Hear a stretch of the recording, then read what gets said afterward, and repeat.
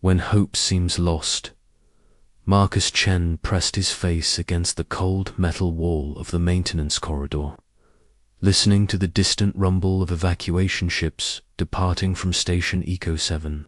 The mechanical whir of his prosthetic leg seemed impossibly loud in the narrow passage as he struggled to keep up with the fleeing crowd.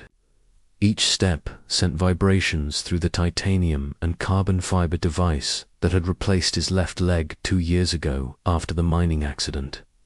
The emergency lights cast eerie shadows along the curved walls of the asteroid mining station. Red warning. Signals flashed in rhythm with the automated voice that echoed through the corridors. All personnel evacuate immediately. Hostile forces detected. This is not a drill. Repeat, all personnel evacuate immediately. Marcus had been in the lower maintenance levels when the attack began, checking on the atmospheric processes as part of his internship program. The 16-year-old had dreamed of becoming a systems engineer, following in his father's footsteps. Now, as alien ships descended upon their small outpost in the asteroid belt, those dreams seemed as distant as Earth itself. The corridor shook violently as another explosion rocked the station. Marcus stumbled, his prosthetic leg catching on. A loose floor panel. He went down hard, the impact sending sharp pain through his residual limb where the prosthetic connected to his knee. For a moment, he lay there listening to the sounds of destruction above, fighting back tears of frustration and fear. "Get up, Marcus," he whispered to himself, using the motivational phrase his physical therapist had taught him. "Adapt and overcome." As he pulled himself to his feet, Marcus noticed something strange. The corridor ahead was empty, but he could hear voices coming from a side passage he had never explored. Following the sound, he discovered a hidden chamber filled with outdated defense systems that looked like they hadn't been used in decades. The room was cramped and dusty, filled with banks of monitors and control panels covered in warning labels. Most of the text was in multiple languages, but the universal symbols for weapons systems were clear enough. This was some kind of automated defense center, probably left over from the station's early days when pirate attacks were more common. Marcus activated the main console, his fingers trembling as he worked. The screens flickered to life, showing external views of the station. What he saw made his blood run cold. Dozens of sleek alien craft surrounded Station Eco 7, their hull designs unlike anything in human records. They moved with predatory grace, herding the evacuation ships away from the station while smaller fighters prepared to board. The tactical display showed the grim reality. The evacuation ships were already beyond the station's protective range, and the alien forces were systematically disabling the outer defenses. More terrifying still, the scanners detected nearly 200 human life signs still aboard the station, scattered throughout the lower levels where the evacuation hadn't reached. Marcus stared at the defense system controls, his mind racing. The automated systems required manual activation and targeting, something that would normally be handled by a trained defense team. But there was no team, no adults, no one else. Just him, a 16-year-old intern with a prosthetic leg and barely 6 months of basic systems training. The station shuddered again as alien boarding pods attached to the outer hull. Marcus watched on the monitors as armed figures in environmental suits began cutting through the airlock doors. They moved with military precision, their weapons unlike anything in human arsenals. Energy weapons that seemed to bend light around them and armor that appeared to shift and adapt to their surroundings. "I can't do this," Marcus whispered, his hands shaking over the controls. "I'm just a kid. I can't even run properly." But then he remembered the voices he had heard, The 200 people still trapped in the station. Families, workers, friends who had been too slow to reach the evacuation points. People who were counting on someone, anyone, to help them survive. Marcus took a deep breath and began activating the defense systems. The first challenge was understanding the targeting interface, which had been designed for trained military personnel. The symbols and readouts were complex, but his months of studying engineering systems had given him a foundation. He began to recognize patterns in the display, understanding how to track multiple targets and coordinate defensive fire. The weapon systems were impressive for their age. Plasma cannons mounted on rotating turrets throughout the station's hull, capable of precise targeting. Electromagnetic pulse generators that could disable enemy electronics. Even a few experimental particle beam weapons that the manual warned should only be used in dire circumstances. As Marcus worked to understand the controls, he watched the alien forces methodically advance through the station's outer sections. They moved with confidence, clearly expecting no resistance from what they assumed was an abandoned mining post. Their formation was tight and professional, but Marcus noticed something interesting. They seemed to be avoiding certain areas of the station, as if they were specifically looking for something. The first group of aliens reached the main residential section, where most of the trapped civilians were hiding. Marcus knew he had to act. His fingers found the firing controls for the nearest plasma turret, and he carefully lined up his shot. The targeting system required steady hands and precise timing, something his engineering training had actually prepared him for. The first blast caught the alien soldiers completely by surprise. The plasma bolt struck their lead warrior, sending him tumbling in the low gravity. The others scattered for cover, their formation breaking as they tried to identify the source of the attack. Marcus felt a surge of satisfaction, quickly followed by terror as return fire began pounding the station's hull. The defense console came alive with warnings and status reports. The aliens were adapting quickly, using their advanced scanners to locate the weapons systems. Marcus had to constantly switch between different turrets, firing a few shots before moving to the next position. His prosthetic leg ached from the awkward angle required to operate the controls. But he pushed through the discomfort. The alien forces were clearly more advanced than anything humanity had encountered. Their weapons could punch through the station's armor with ease, and their suits seemed to provide perfect protection against vacuum and radiation. But Marcus began to notice patterns in their movements, weaknesses he could exploit. The aliens were methodical, almost ritualistic in their approach. They cleared each section completely before moving to the next, never leaving enemies behind their lines. This gave Marcus time to coordinate his defense, using the station's internal communications to guide trapped civilians to safer areas. This is Marcus Chen in the defense center. He broadcast over the emergency frequency. I'm operating the weapon systems. I need everyone to stay in the lower levels and avoid the main corridors. The aliens are moving systematically through the upper sections. The response was immediate and heartening. Voices came back over the comm system, adults who had been hiding in storage areas and maintenance tunnels. They began to coordinate their movements, helping each other reach safer positions while Marcus provided covering fire. Dr. Sarah Mitchell, the station's chief medical officer, took charge of organizing the civilians. Marcus, we have wounded in section C7. Can you clear a path to the medical bay? Marcus studied the tactical display, calculating firing angles and timing. I can give you a 5-minute window. When I start firing, move fast.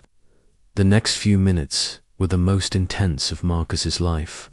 He coordinated multiple weapon systems, laying down suppressing fire while the civilians moved through the corridors. His prosthetic leg cramped from the constant movement between control stations, but he ignored the pain. These people were counting on him. The aliens began to adapt their tactics, using their advanced technology to jam some of the weapon systems. Marcus had to become creative, using the mining equipment and industrial systems as weapons.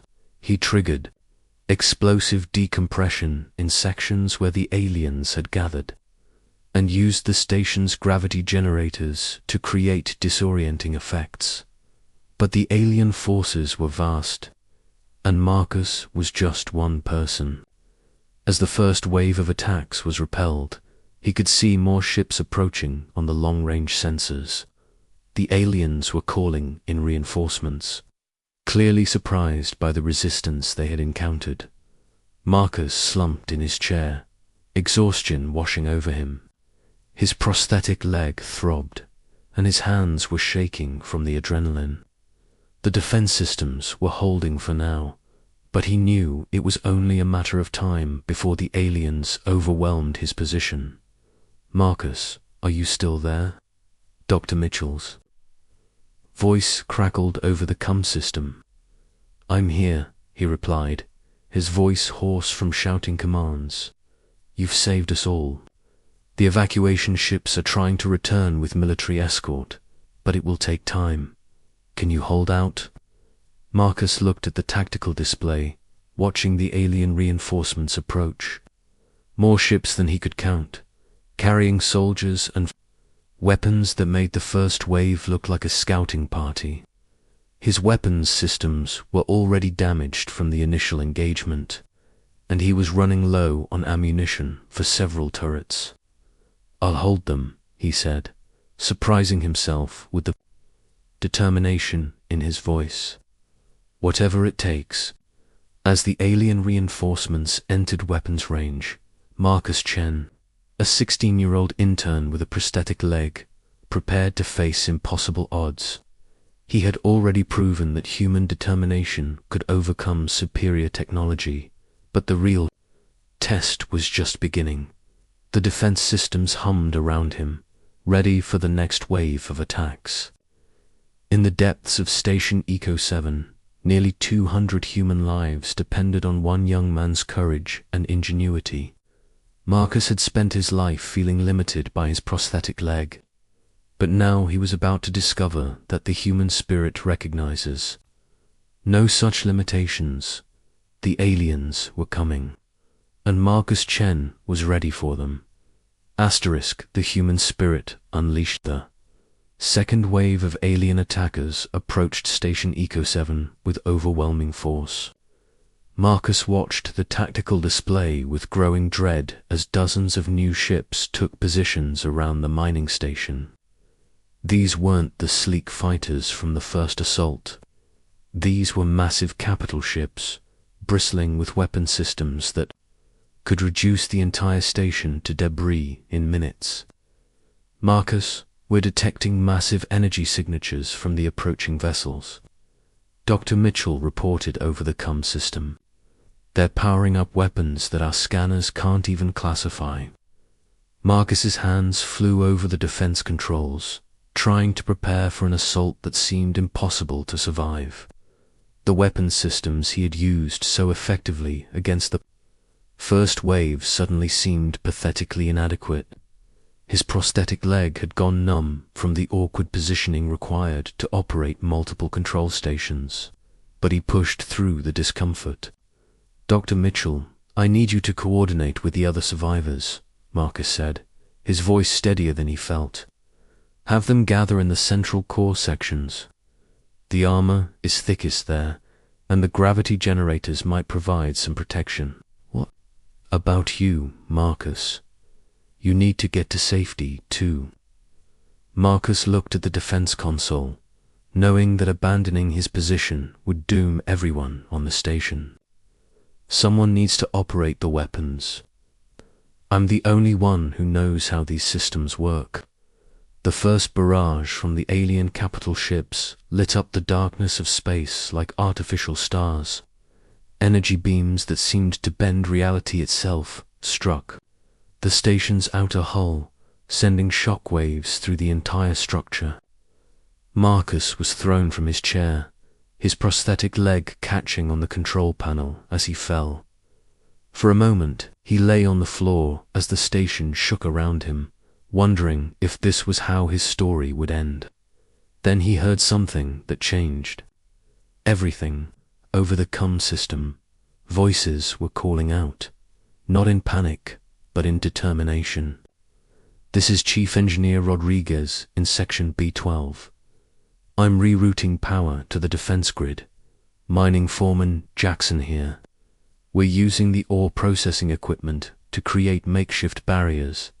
Dr. Mitchell reporting from the medical bay. "We have wounded, but morale is high. These people are fighters, Marcus." Marcus pulled himself back to the controls, a new understanding washing over him. He wasn't fighting alone. The entire station was working together, each person contributing their skills and knowledge to the defense effort.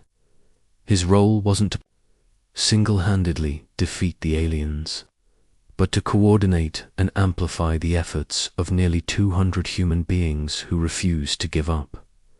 The alien assault intensified, but Marcus began to notice something strange. The attackers were being more careful now, using precision strikes rather than the overwhelming bombardment their ships were capable of. They were trying to capture the station intact, not destroy it. "They want something," Marcus murmured to himself, studying the attack patterns. "They're not trying to kill us all. They need something here." He activated the station's internal sensors, scanning for anything unusual. What he found made his blood run cold. Deep in the station's core, in a section that had been sealed off. For years, the sensors detected massive energy readings. Something was down there, something that had been dormant until the alien attack began. "Dr. Mitchell, I need you to check the sealed archives. Look for any records about special projects or unusual installations in the lower core sections." While Dr. Mitchell searched the records, Marcus continued to coordinate the defense. The aliens had landed troops on the station's hull and were systematically working their way through the outer sections. But now Marcus had help. Chief Engineer Rodriguez had figured out how to weaponize the mining equipment, turning industrial lasers into defensive weapons. Mining Foreman Jackson was using the ore processing systems to create barriers and traps. "Marcus, I found something," Dr. Mitchell reported. "There's a classified file about something called the Prometheus Project. It was a joint research initiative between several corporations studying some kind of energy source found in the asteroid belt." The pieces began to fall into place. The aliens weren't just attacking randomly. They were after whatever the Prometheus Project had discovered. And somehow, Marcus's defense of the station had awakened it. The alien forces were now breaching the inner sections of the station, their advanced suits protecting them from the hazardous environment. Marcus watched them move with growing frustration. Every weapon he fired at them seemed to have minimal effect. Their armor adapted to each attack, becoming more resistant with each encounter. But then Marcus remembered something from his engineering studies. All systems, no matter how advanced, had limits. The aliens' adaptive armor was impressive, but it could only handle so much input at once. If he could overload their systems with multiple different types of attacks simultaneously, he might be able to break through their defenses. "Rodriguez, Jackson, I need you to coordinate with me. We're going to hit them with everything at once. Industrial lasers, plasma weapons, electromagnetic pulses, and kinetic projectiles. Their armor can adapt to one type of attack, but maybe not for different ones simultaneously. The response was immediate and enthusiastic. The trapped humans throughout the station began to work together like a well-trained military unit. Marcus found himself not just operating weapons, but coordinating a complex battle plan involving dozens of people with different skills and equipment. The next assault was devastating. The aliens' adaptive armor, faced with multiple simultaneous attack types, began to malfunction. For the first time since the battle began, Marcus saw alien soldiers falling to human weapons. The attackers, who had seemed invincible moments before, were suddenly vulnerable, but the aliens were quick to adapt their tactics. Instead of relying on their armor, they began using the station's own systems against the defenders. They hacked into the environmental controls, creating localized atmospheric disturbances. They overloaded power systems, causing explosions throughout the station. Marcus found himself in a technological chess match with an enemy that was clearly more advanced than humanity. But he had advantages they didn't expect. He knew every system on the station intimately, having spent months studying its operation. More importantly, he had the creativity and adaptability that came from human desperation. The prosthetic leg that had seemed like such a limitation now became an asset. The gyroscopic stabilizers built into the device helped him maintain balance as the station shook from explosions.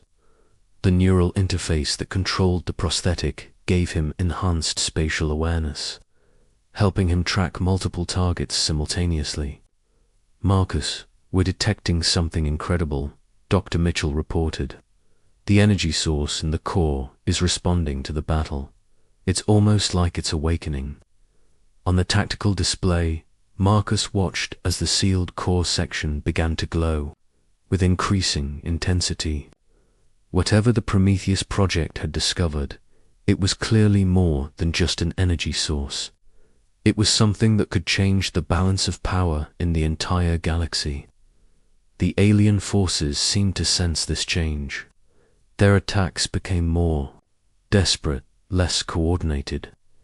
They were racing against time, trying to reach the core before whatever was down there fully activated.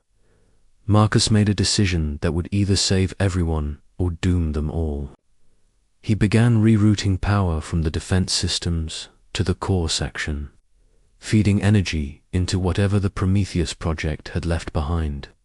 The station's weapons began to power down, leaving them vulnerable to the alien assault. "Marcus, what are you doing?" Rodriguez called out in alarm. "I'm gambling everything on one roll of the dice," Marcus replied, his fingers flying over the controls. "If I'm right, we won't need weapons. If I'm wrong, we're all dead anyway." The core section erupted in brilliant light, energy readings climbing beyond anything the station's sensors could measure. The alien attackers stopped their advance, their instruments clearly detecting the same phenomenon. For a moment, the battle paused as both sides waited to see what would happen. Then the station spoke, not through the comm system, but directly, into the minds of everyone present. Human and alien alike heard the same message, translated perfectly into their native languages. "I am the guardian of the threshold. For millennia, I have waited for those worthy to wield the power of creation itself. You have proven your worth through courage, sacrifice, and the willingness to protect others at the cost of your own lives." The alien forces began to retreat, their ships pulling back from the station. Whatever they had come to claim, they clearly understood that it was no longer available to them. The Guardian had chosen humanity. Marcus slumped in his chair, exhaustion finally overwhelming him. The battle was over, but he knew that this was just the beginning. Humanity had been chosen for something greater, and it would fall to people like him to prove worthy of that choice. Over the comm system, Cheers erupted from throughout the station. Nearly 200 human beings had survived against impossible odds, not because of superior technology or overwhelming firepower, but because of the uniquely human qualities of courage, creativity, and the refusal to give up. Dr. Mitchell's voice crackled over the cum. Marcus, the evacuation ships are returning with military escort. You did it. You saved us all. Marcus looked down at his prosthetic leg, remembering all the times he had felt limited by his disability. Today, he had learned that the human spirit recognizes no such limitations. When faced with impossible odds, ordinary people could accomplish extraordinary things. As the rescue ships approached Station Eco 7, Marcus Chen sat in the defense center, forever changed by the experience. He had entered the battle as a 16-year-old intern with a prosthetic leg. He was leaving it as a guardian of humanity's future, proof that human determination could overcome any obstacle. The stars stretched out before them, full of wonders and dangers yet to be discovered. But Marcus no longer feared what lay ahead. He had learned that humanity's greatest strength was not in their technology or their weapons, but in their unwillingness to surrender, their ability to find hope in the darkest moments, and their determination to protect those who could not protect themselves. The aliens had come seeking to claim humanity's treasures, but they had encountered something far more valuable than any technology. They had met the human spirit, and it had proven unconquerable.